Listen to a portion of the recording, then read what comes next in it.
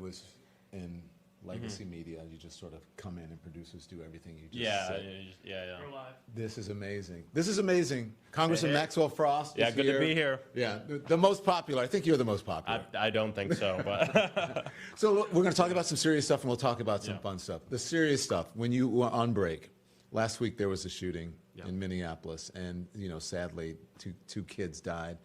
This is very important to you, this painting, because of Parkland, and you're from Florida, and so talk to me about that. What are you doing to help stop this madness? Well, what am I doing to help stop? I mean, well, we're fighting for gun violence prevention, and I always explain in 3 different ways. This is how we end gun violence in this country. 1, we need to pass laws to make sure guns don't get in the wrong hands, right? That's gun regulation, right? Assault weapons ban, making sure that we have universal background checks. 2, we need to make sure that we fund the groups on the ground that do good gun violence prevention work. These are called CVI groups, Community Violence Intervention. These are people who literally identify who's most likely to be shot, who's more likely to shoot someone, and they intervene and stop the violence before it even happens. And then number 3, we need to fix everything else. I mean, if you want to end gun violence, you have to work to create a country where people don't feel the need to use a gun to solve their problems in the first place. So to be the gun violence prevention person, you have to be the anti-poverty person, the healthcare for all person, the fighting hunger person, the one job being enough person. All these things help us get in a point where people don't feel like that gun is going to help them get ahead. And the fact of the matter is most gun violence are crimes of condition. People have been pushed to the brink. And so we got to figure out how do we do all this, right? And that's important. I'm really happy with a lot of the work we've done the last 2 years. We got the first Office of Gun Violence Prevention. We got the Bipartisan Safer Communities Act 3 years ago. Gun violence has been going down in this country the last 3 years. Not enough. We have a lot more to do, but it's all being reversed right now. So I want to, there was a big consternation last week, as there always is after these things happen. Thoughts and prayers, right? Thoughts and prayers, and people are saying, thoughts and prayers, that's not enough. Now, the Republican and right-wing media will say, oh, what do you have against God? But that's not what people are saying. That's not right. It's a comprehensive fix to the problem. Exactly. But they don't want to do it. They don't want to. And what we're saying, no one's saying don't pray. Right. What we're saying is don't only pray. Right. I grew up in a Southern Baptist church. I wanted to be a youth pastor my whole life. Same I went here. to Awana. You know what Awana is? No. That's Boy Scouts, but Bible verses instead. Oh, you were all right, deep into dude. it. I was dedicated in the church as a baby. Like, no one's saying don't pray, but we're saying faith without works is dead. Right. It says that in the Bible many times. And what we're saying is for leaders to say thoughts and prayers and then not do a damn thing about it is actually against the religion you profess to be about. Right. Because, Jesus in the Bible didn't just go, all right, I'm going to pray for you all and that's it. His entire life was about action to help seeing the world through the most vulnerable, helping the poor. And that's what we have the opportunity to do. And so that is a deflection point. No one's saying we hate Christians, we don't pray. We're saying don't only pray. Pray, and then what are you going to do? And after every single one of these shootings, if the only thing you're doing is saying, I'm going to pray for you, it rings hollow, and that's why people are dying. Yeah. So tell me the significance of this. So this is really special to me. This was made by a guy named Manuel Oliver, who lost his son, Joaquin, in the shooting. If you want to come over here. This is Joaquin. He goes by Guac. He was murdered in Parkland, shot to death during the shooting, and died in school that day. And his dad, right here, travels the whole country to create art, not just in remembrance of his son, but as a form of advocacy to push for gun violence prevention. My first campaign event, I invited him to come up from Parkland and just be there with me. He decided to do a live art piece. He did this piece there. And I told him on the mic that day, said, Manny, if I win this campaign, I'm putting this poster in my office so I never forget, And so I put it in, I won, and I put it up here. And honestly, that day I started crying a lot when I saw that my face was on it. Because I've been seeing Manny make these pieces for years and years and years, right? And just to see me on one with his son showed me, number one, that he really believed in me. But that number two, I'm a part of this fight. And it means a lot. Let me show you something else he made too. I think you'll find this interesting. Also, we were talking about this. You guys got to check that out, Magdalena Bay. 2 Floridians too. They're from Miami. Okay. So Manny and really it's also his wife Patricia. They have an organization called Change the Ref, and they find ways to use art to be kind of provocative and push people to say, what are you doing to end gun violence in this country? Democrats and Republicans, they call anyone out. So they were handing out the Second Amendment Defender collections to Republicans. I don't know if you remember, earlier, like a couple of years ago, they were wearing these AR-15 pins. Yes. Well, they said, well, look, we want to give you one of those pins. And this is, the pin that they would be wearing. But we just want to make sure that you tell a full story. No. And they handed these out to people. And they got it on video. And just seeing the faces of these Republicans wearing these pins, opening it like this and being excited, then seeing the rest and throwing it on the ground, running away, saying, all types of things. This is the type of stuff that they do. And so change the ref, make sure, people should support them because they do really good work. Thank you for sharing that. Yeah.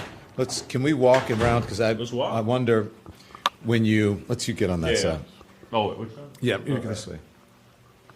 So you're in the House of Representatives. Mm-hmm. You have this, I guess, would you call this a fancy office? This is a good office. This is a great office. I don't have like the biggest one, I don't have the smallest one, but it's a good office. Well, you're here. I'm here. That's what they say. People say there is no bad office. Yeah. Because you're a member of Congress. Did you ever think that you'd be doing this? Did you grow up wanting to be a public servant?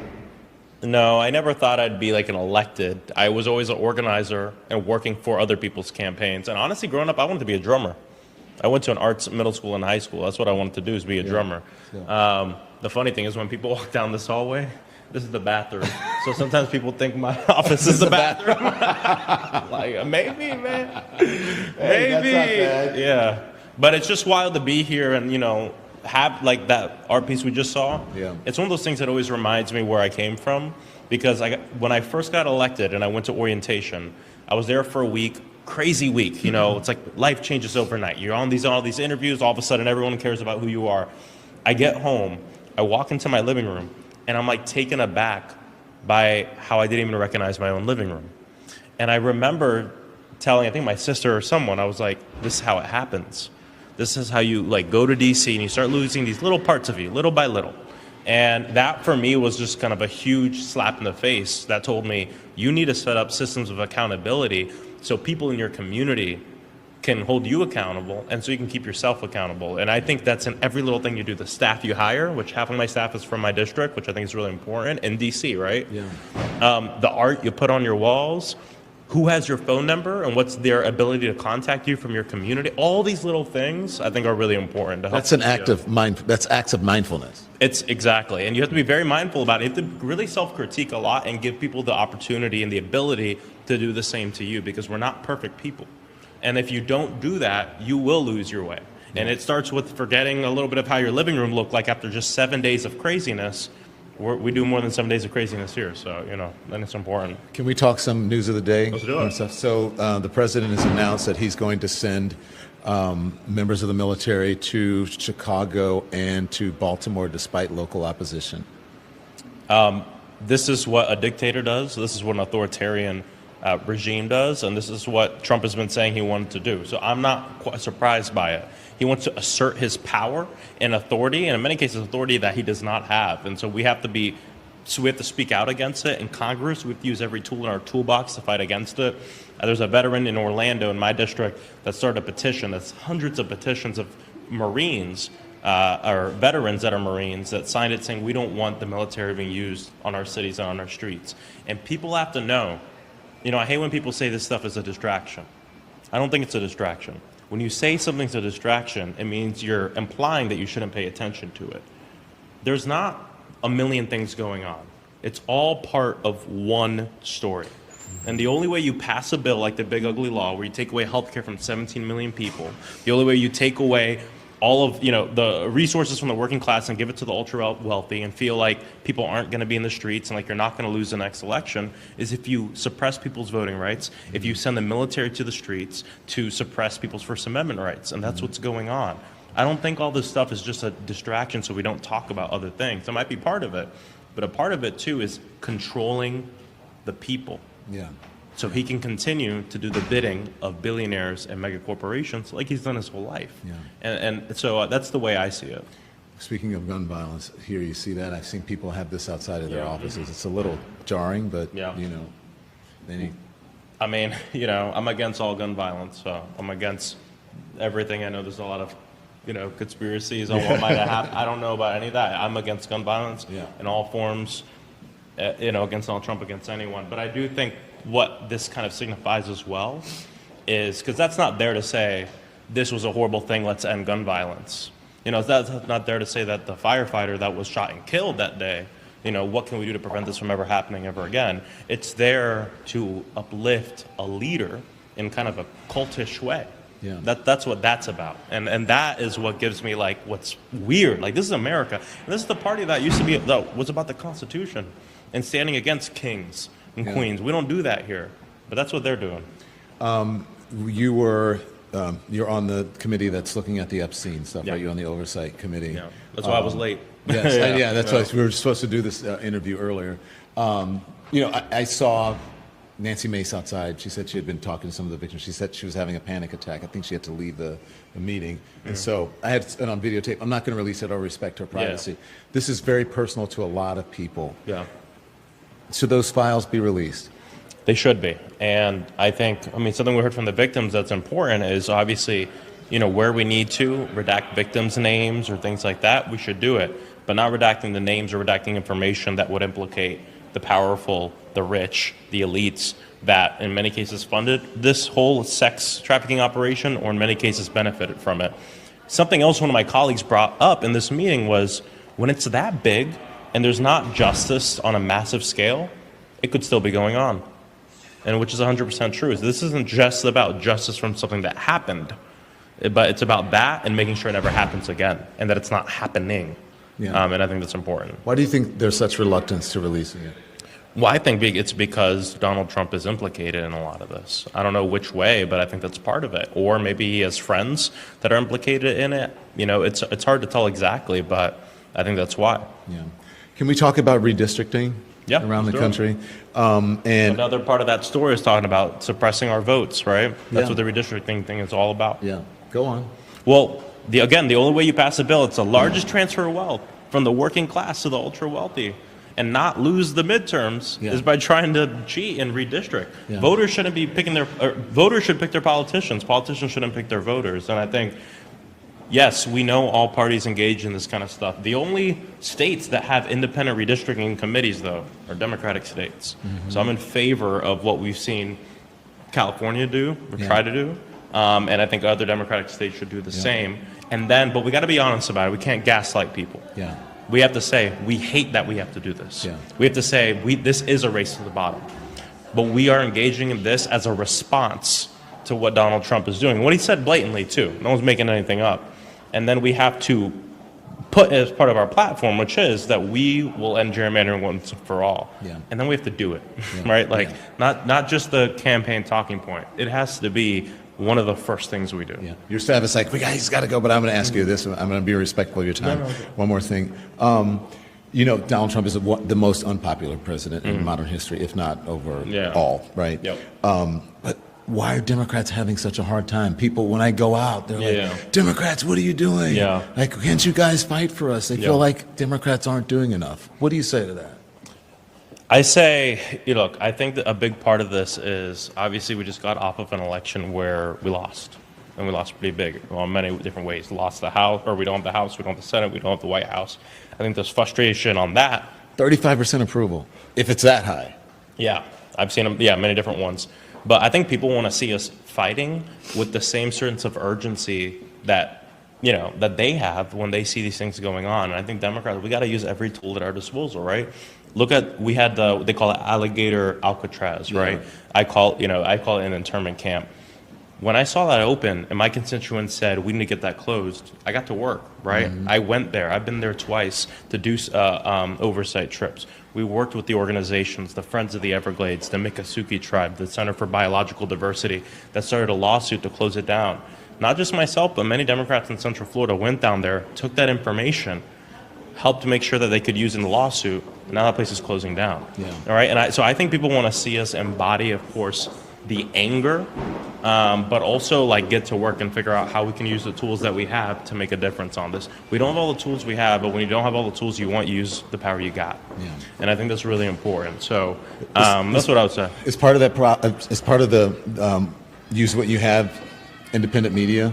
Do you think Democrats lean into independent media enough, take advantage, because they still are going to old media and I do it all. This is my band director, when I used to come to band class, he would have us repeat this over and over again. And I always thought it was annoying, but now I get it. He would say all the things all the time.